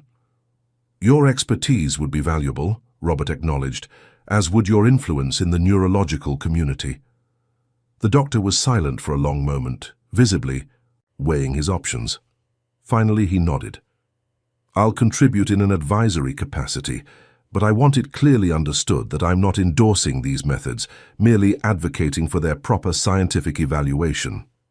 Fair enough, Robert agreed. Dr. Patel has already expressed interest in heading the clinical research team. Would you be willing to collaborate with her? Dr. Patel is a respected neurologist, Montgomery said with grudging approval. Yes, I could work with her. Excellent, Robert extended his hand. I appreciate your professionalism, Doctor. They shook hands, Montgomery added quietly. For the record, Mr. Blackwood, I truly hope your son makes a complete recovery, whatever the cause. After Montgomery left to examine Lily in another room, Diana turned to Robert. Did that really just happen? Did the great Dr. Montgomery actually admit he might be wrong? Not in so many words, Robert said with a small smile. But it's a start. Grace approached Ethan's bedside, checking the various herbs and oils she had arranged nearby. The important thing is that Ethan continues to improve. Today's examination seemed to tire him. Indeed, Ethan's eyes had drifted closed, his breathing deep and regular through the ventilator, that was now used only part-time. "Should we postpone this afternoon's session?" Diana asked. Grace shook her head. "No. Even when he's sleeping, the treatments help strengthen the neural pathways. His body is working incredibly hard to heal itself. Our job is to support that process consistently." "I need to make some calls about the foundation," Robert said. "I'll be back for the afternoon session." In his home office, Robert connected with his legal and public relations teams via video conference. The plans for the Blackwood Neurological Innovation Foundation were taking shape rapidly. Initial funding of $50 million, a state-of-the-art research facility to be built in Boston, partnerships with leading medical institutions, and critical to Robert's vision, collaboration with practitioners of traditional healing methods from various cultures. "The press is already getting wind of this," his PR director reported. "They're speculating about why you've suddenly shifted focus to neurological research. Several outlets have mentioned Ethan's condition." "We'll need to get ahead of the story," Robert decided. "Schedule a press conference for next week. I'll announce the foundation and its mission." "Will you discuss Ethan's improvement?" the PR director asked cautiously. Robert considered this. "Yes, but carefully. I don't want to create false hope for other families, but I do want to make it clear that we're exploring promising new approaches to PNDD treatment." "And Dr. Montgomery? Will he participate?" "I believe he will," Robert said. "He has too much to lose by opposing us now." After the meeting concluded, Robert sat at his desk staring at a photo of Ethan from last summer. Healthy, vibrant, his smile wide as he held up a trophy from his basketball tournament. It seemed both a lifetime ago and just yesterday. A knock at the door interrupted his thoughts. It was Lily. "Dr. Montgomery finished examining me," she said, entering without waiting for an invitation. "He asked a lot of questions about what my mom did to help me get better." "And what did you tell him?" Robert asked, gesturing for her to sit. Lily shrugged. "The truth, that I remember her talking to me all the time, even when I couldn't answer, that she played music and used special oils that smelled really strong, that she moved my arms and legs every day, even when the doctors said it was pointless." "Did he seem to believe you?" "I don't think he wants to," Lily said with the blunt insight of youth, "but he can't ignore that I'm sitting here talking to him when his medical books say I should be dead." Robert smiled at her directness. "You're a remarkable young lady, Lily Walker." She dismissed the compliment with another shrug. "I just got lucky. My mom never gave up on me even when everyone else did." She fixed him with her steady gaze. "That's what Ethan needs most, people who never give up on him." "He has that now," Robert assured her. "I know." Lily stood to leave, then hesitated. "Mr. Blackwood, when Ethan gets better, can we still be friends? I don't know many kids who've been through what we have." Robert felt a tightness in his throat. "I think Ethan would like that very much." After Lily left, Robert returned to Ethan's room for the afternoon treatment session. Grace was already there preparing a tea from various herbs while explaining each ingredient to Diana, who was taking careful notes. "This combination supports neural regeneration," Grace was saying. "The proportions matter. Too much ginkgo can cause blood thinning, while too little won't have the desired effect." Diana looked up as Robert entered. "I'm learning the protocols. Grace thinks we should all know how to administer the treatments." "That's an excellent idea," Robert agreed. "Consistency is key, right?" Grace nodded. "Exactly, the body responds to patterns to regular stimulation along the same pathways." Over the next 2 hours, they worked together, applying herbal compresses to specific points on Ethan's body, moving his limbs in precise patterns, playing particular musical sequences, and constantly talking to him as if his full comprehension was never in doubt. Toward the end of the session, Ethan's eyes opened. He looked from his father to his mother, then to Grace, his gaze more focused than it had been even the day before. "How are you feeling, buddy?" Robert asked. Ethan's lips moved, and Grace quickly removed the ventilator tube that was now used, only intermittently. "Tired," Ethan whispered, his voice hoarse from disuse. "But better." Diana's eyes filled with tears. "You're doing so well, sweetheart. Everyone is amazed by your progress. Ethan's gaze moved to Grace. Thank you, he managed, the words barely audible but distinct. Grace smiled. You're doing all the hard work, Ethan. I'm just showing you the way.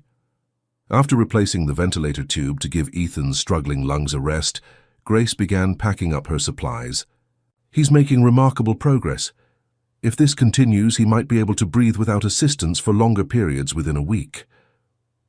And movement? Mobility? Robert asked. That will take longer, Grace cautioned. The neural pathways to his extremities were more severely damaged.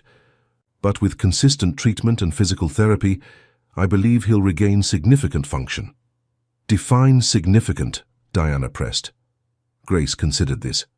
Based on Lily's recovery pattern, I would expect Ethan to regain upper body mobility. First, arms, hands, head, facial expressions. Lower body will be more challenging. He may need assistance walking for some time. But he will. Walk again? Robert asked. I believe so, Grace said. Lily was using a walker at 6 months, taking independent steps at 9 months, and running by the 1-year mark. Diana exhaled slowly. A year ago, we were told he'd never move again. Now we're discussing when he might run. Medicine doesn't have all the answers, Grace said simply. Neither do traditional methods. The truth is that the human body has remarkable healing capacities that we're only beginning to understand. That evening, after Grace and Lily had gone home, Robert and Diana sat together in Ethan's room. Their son slept peacefully, his breathing stronger, his color better than it had been in months. I spoke with Harrison today, Diana said. He's requested Ethan's recent test results from Dr. Patel. And? He was speechless. Said he's never seen anything like it. Diana's voice was soft. He asked if he could visit to see for himself. Of course, Robert agreed. The more medical witnesses to Ethan's recovery, the better. They sat in companionable silence for a while, watching their son sleep. Despite their divorce years earlier, Ethan's illness had brought them together in a way neither had expected. Not as husband and wife again, but as partners united by love for their child. I've been thinking, Diana said finally, about the foundation you're establishing. What about it? It needs a legal director, someone to navigate the regulatory challenges, the medical ethics committees, the inevitable resistance from pharmaceutical companies with competing interests. Robert looked at her with surprise. Are you offering? I am. Diana met his gaze steadily. This is important, Robert. What's happening with Ethan could help countless other families. I want to be part of that. You'd leave your firm? Corporate? Law has been your life for 20 years. Priorities change. Diana's eyes drifted to Ethan, nearly losing him. It puts everything in perspective. Robert nodded, understanding completely. The foundation would be lucky to have you. Over the next week, Ethan's improvement continued to astonish his medical team. He was now breathing without assistance for hours at a time. He could move his fingers and hands with increasing control. His speech, though still halting, grew stronger daily. Dr. Harrison visited and left visibly shaken by what he'd witnessed. Dr. Montgomery returned with 2 colleagues from the neurological department at Harvard Medical School, all of whom documented Ethan's responses with a mixture of scientific interest and barely concealed amazement. On the morning of the scheduled press conference, Robert entered Ethan's room to find his son sitting up in bed, supported by pillows, but maintaining his position with visible determination. Look at you, Robert said, his voice thick with emotion, sitting up like a champ. Wanted to surprise you, Ethan managed, his speech slow but clearer than it had been. Consider me surprised. Robert sat beside the bed. Listen, buddy. I'm holding a press conference today about the new foundation we're creating. Reporters are going to ask about you. Ethan nodded slowly. Tell them, I'm fighting.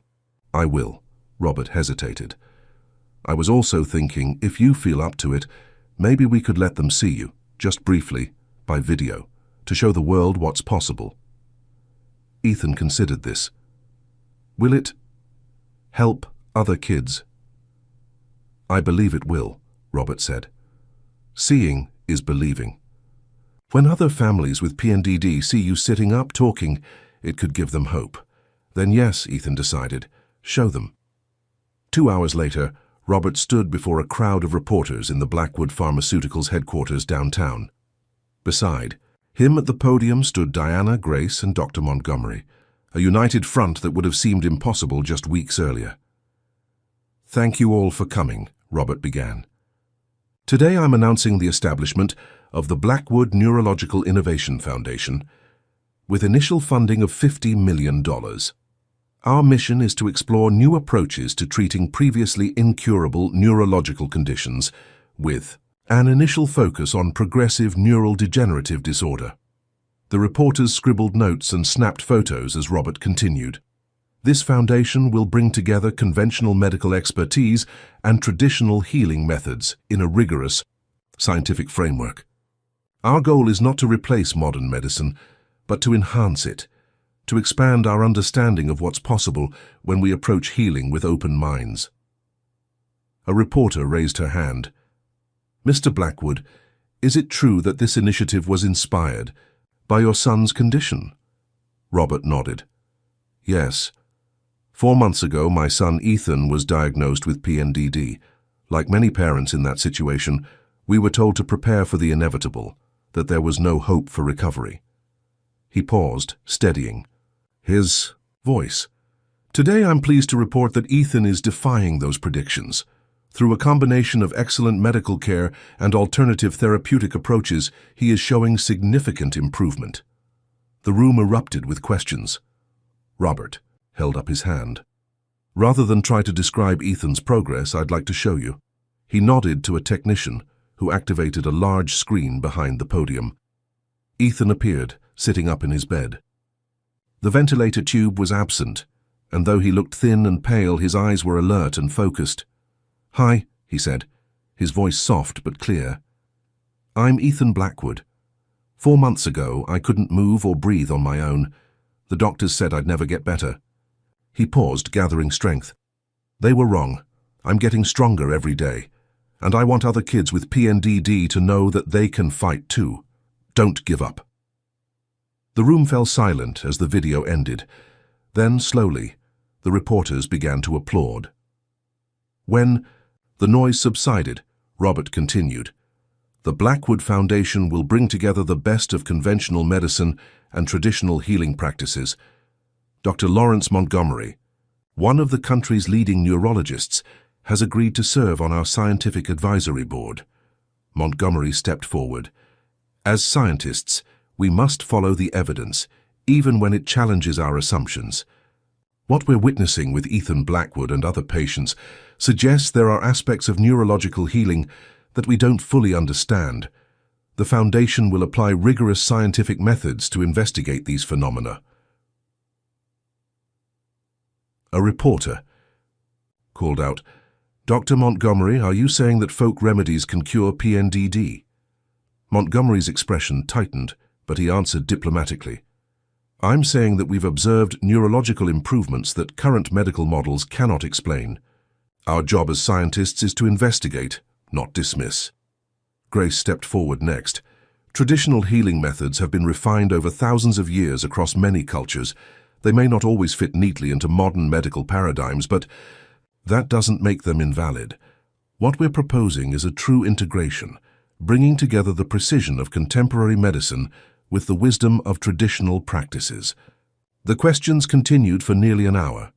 When the press conference finally concluded, Robert felt both exhausted and exhilarated. The foundation was officially launched. The story of Ethan's improvement would be headlines by evening. And, most importantly, other families facing PNDD would know there was reason for hope. Back at the Blackwood estate, Robert found Ethan watching a recording of the press conference with Lily by his side. "You did great, Dad," Ethan said, his speech noticeably stronger after just a week of intensive therapy. "Thanks, buddy, but you were the star." Robert sat on the edge of the bed. "How are you feeling?" "Stronger," Ethan said. "Lily's been showing me exercises for my hands." Indeed, Robert noticed Ethan's fingers moving with more purpose, grasping and releasing a small rubber ball. Dr. Patel says I might try standing next week, Ethan continued. With a frame. Robert's throat tightened with emotion. That's fantastic. It'll be hard, Lily warned, her expression serious. When I started standing, my legs felt like they weren't mine anymore. They wouldn't do what I wanted. But they got better, Ethan said. It wasn't a question. They did, Lily confirmed. And yours will too. As Robert watched them together, two children who had faced and overcome the unimaginable, he felt a profound sense of gratitude and purpose. The road ahead would be long and challenging. Ethan's recovery would require months, perhaps years, of dedicated work. The foundation would face skepticism, resistance, even ridicule from those unwilling to question established medical paradigms. But something fundamental had changed. The certainty of loss had been replaced by the possibility of healing. The isolation of their family's struggle had transformed into a mission to help others. And most importantly, Ethan was coming back to them, day by day, word by word, movement by movement. That evening, as Robert worked in his home office, Diana appeared at the door. Harrison called, she said. 3 families with PNDD children have already contacted Mass General, asking about Ethan's treatment protocol. Robert nodded. It's beginning. Are we ready for this? Diana asked. For the responsibility, the expectations? No, Robert admitted. But we'll figure it out as we go. All that matters is that other families have what we didn't have at the beginning. Hope. Diana smiled, a genuine smile that reached her eyes in a way he hadn't seen in years. You've changed, Robert. We all have, he said simply. Later, as Robert checked on Ethan before bed, he found his son still awake, staring at the ceiling. Can't sleep? Robert asked, sitting beside him. Thinking, Ethan replied. His speech was clearer each day, though still deliberate. About what happens next. What do you mean? After I get better, Ethan clarified. What will I do? Robert was surprised by the question. Whatever you want, buddy, back to school, basketball, piano, your life. Ethan shook his head slightly. Not the same. I want to help, like Lily and Grace helped me. You will, Robert assured him. Your story already is helping others. No, Ethan persisted. I want to learn what Grace knows, how to help people heal. Robert studied his son's face, seeing a new determination there, a depth and purpose that hadn't existed before his illness. If that's what you want, he said carefully, I'm sure Grace would be happy to teach you. Good. Ethan's eyes were growing heavy with sleep, because now I know why this happened. Why what happened? My illness, Ethan murmured, drifting toward sleep. So we could help others, so they wouldn't be alone. As his son fell asleep, Robert sat in the darkened room considering Ethan's words. He had spent months raging against the unfairness of his son's illness, questioning why such a terrible thing would happen to an innocent child. He still had no answer to that question. But perhaps Ethan was right about what came after, about finding meaning and purpose in the experience, about using their journey to light the way for others. Tomorrow would bring new challenges, more therapy for Ethan, organizational work for the foundation, inevitable scrutiny from the medical establishment. But for the first time in a very long time, Robert looked toward the future not with dread, but with anticipation. The impossible had already happened.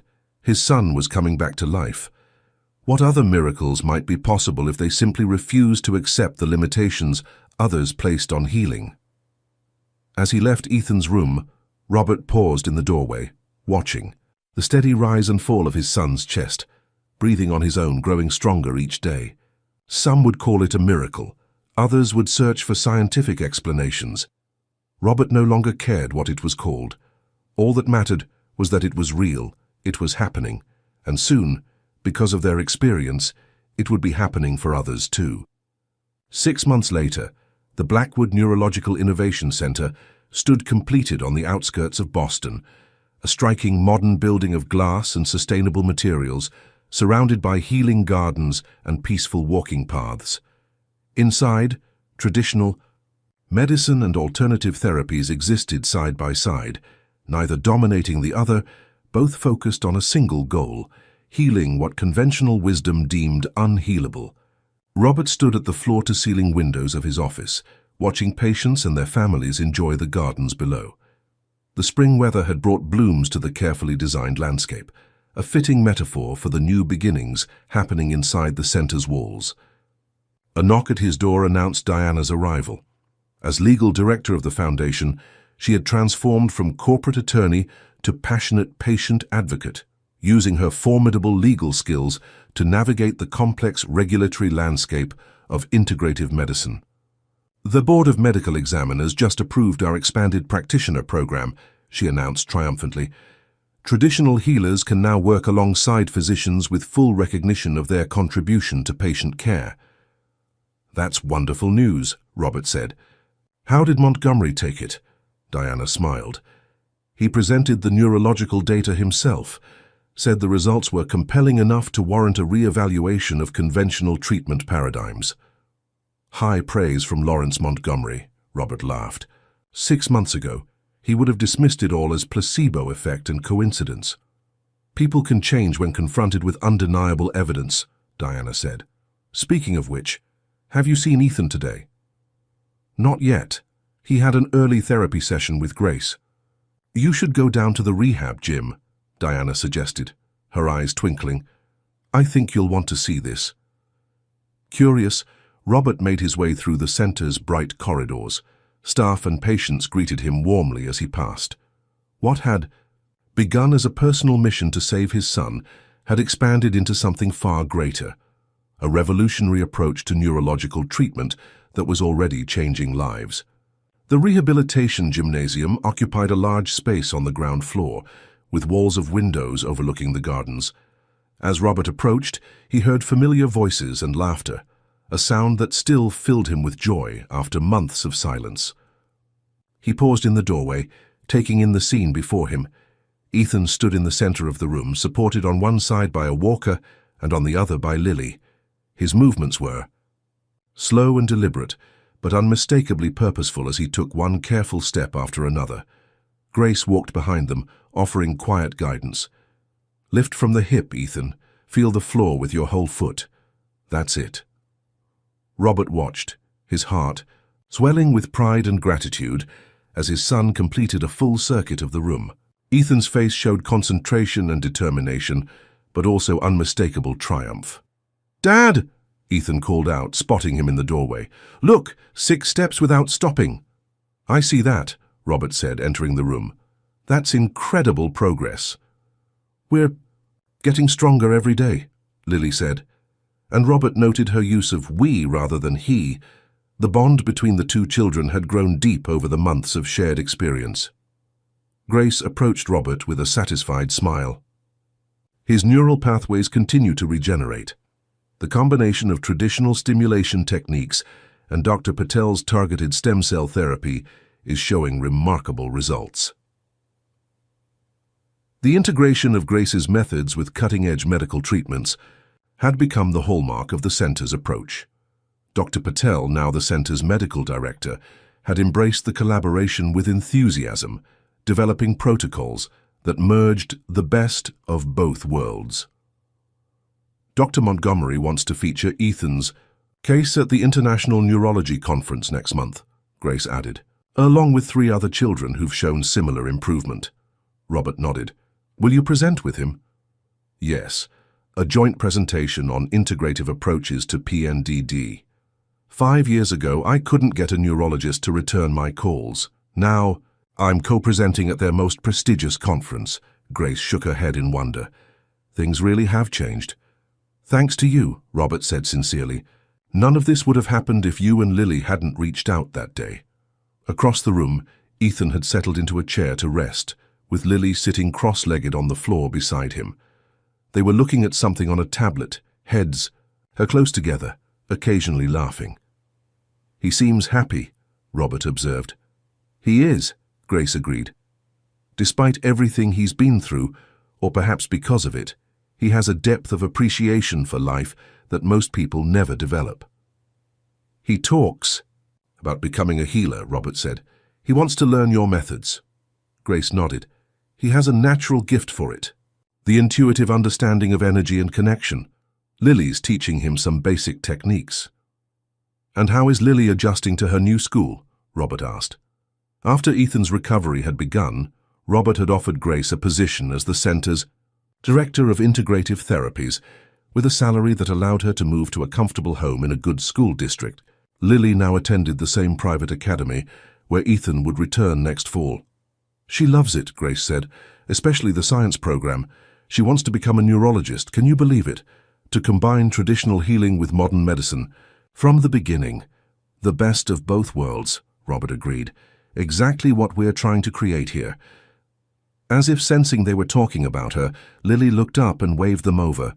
Mr. Blackwood, Ethan wants to show you something. Robert and Grace joined the children. Ethan was holding the tablet, his fingers moving with increasing dexterity as he navigated through a presentation. I've been working on this for the Foundation website, he explained. Videos of kids talking about their recovery. So other families can see